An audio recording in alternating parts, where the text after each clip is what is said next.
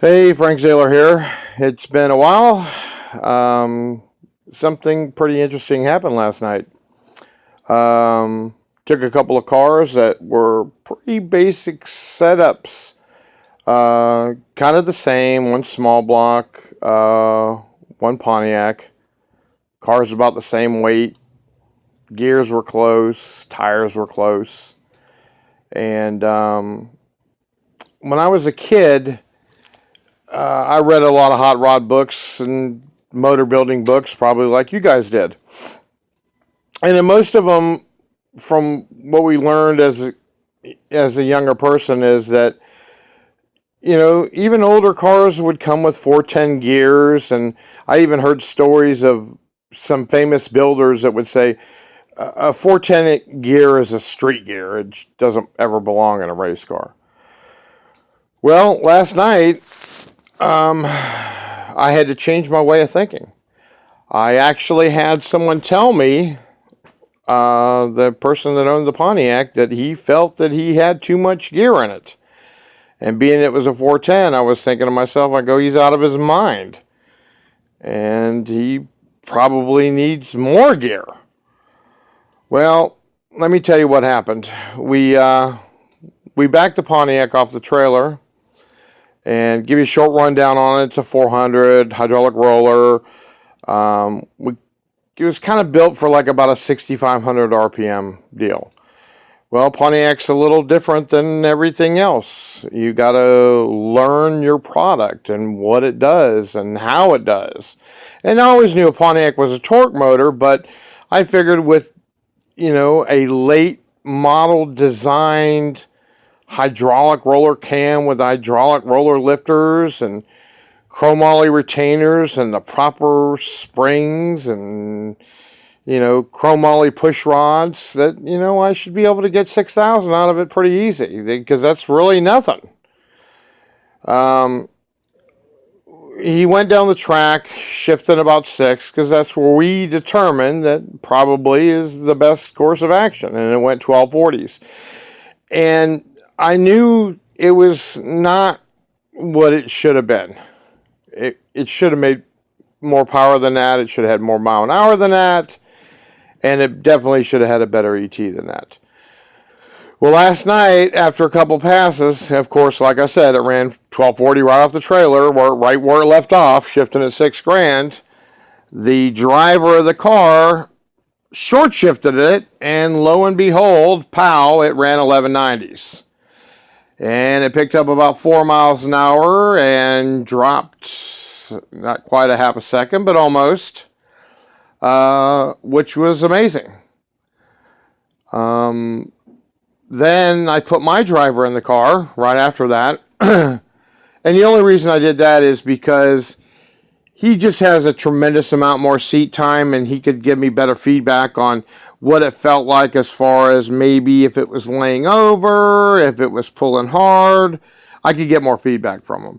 So he pops in the car and boom, 1190 again, just like the regular driver of the car did, short shifted it. And I talked to him afterwards, and he said, yeah, it was a bat out of hell, out of the hole. And at about 900 feet, it just laid flat. It was all done at 900 feet. So we had another car there. Like I said, basic, same car with a small block 383. And it ran 1270s at 107 miles an hour, which wasn't too bad. He couldn't leave like the Pontiac because he didn't have the torque of the Pontiac. He was spinning it higher. He had a 430 gear. And it would have probably even benefited to maybe even spin it a little higher. When I go to put a rear gear in a car, when I say, okay, I'm building the car to do this, and I'm going to make max power, I'm just throwing out a number, say 6,400 RPMs. It should make max horsepower at 6,400 RPMs. I want to cross the line, say 300 to 500 RPMs over max horsepower, so I'd like to go through anywhere from 65, 6,700 RPMs. And that usually works out the best. I usually get great ETs out of it. The car is pretty consistent. It's pretty happy. We're not over revving it. You have to have a different thought process altogether when you're dealing with something you're not familiar with. You know, I mean, it's got 8 pistons, cylinder heads, an intake manifold, a carburetor. It's got all the stuff that we're used to. But because it's a torque motor, and a lot of you guys know that they're torque motors, you know, well, how many times do you get a 250 at 50 cam with 560, 570 lift on a 400 cubic inch motor that wants to be shifted at 5,200 RPMs?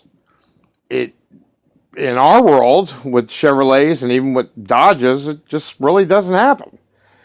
It does with a Pontiac, and it probably does with an Oldsmobile, and it does probably with a Cadillac. The owner of the Pontiac is probably going to change the rear gear and either put a 73 or a 355 in it. And I'm going to go out on a limb, which is not a very big limb, but it's probably even going to pick up more, because it's going to stay down in its power range and its torque range and run it all the way down the track like that. Basically, the moral of this is one cookie cutter piece that you've known forever doesn't work on everything. And me, you know, I'm not saying I know it all. A lot of people say I know it all. I fuck up. And this was a pretty good one, because I was really not figuring out where this power went. Why isn't it running when it's supposed to be running?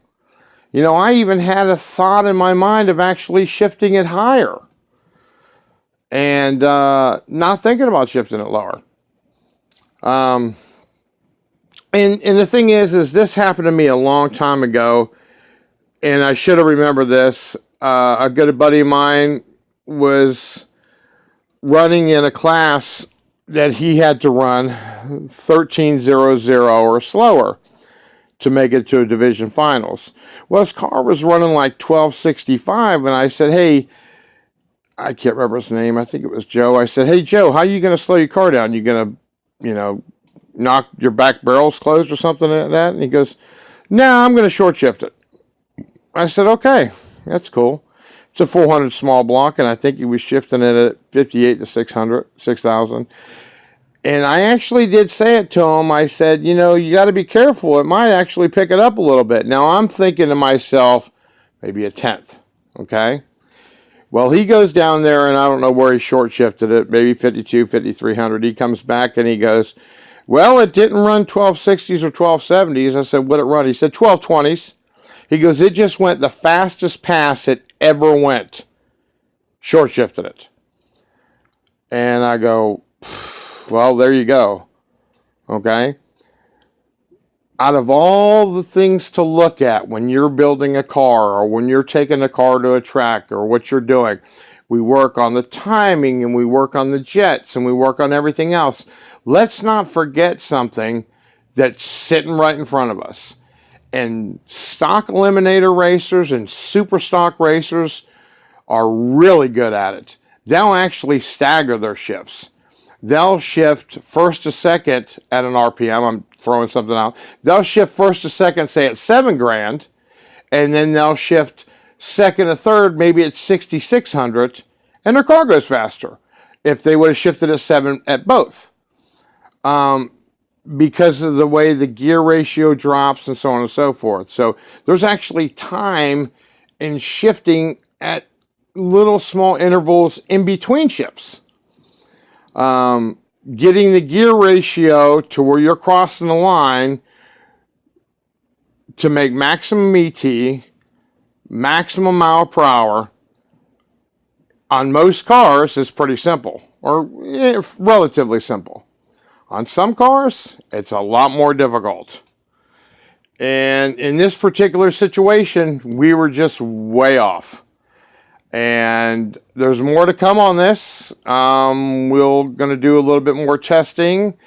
And this thing ran 1190s last night at 91 degrees, and it was humid and everything like that. So, me knowing Florida, when the weather gets really good, this is going to be an 1150 car, and it's a basic as it comes Pontiac motor that everybody says that are slugs and don't run. Well, let me tell you something.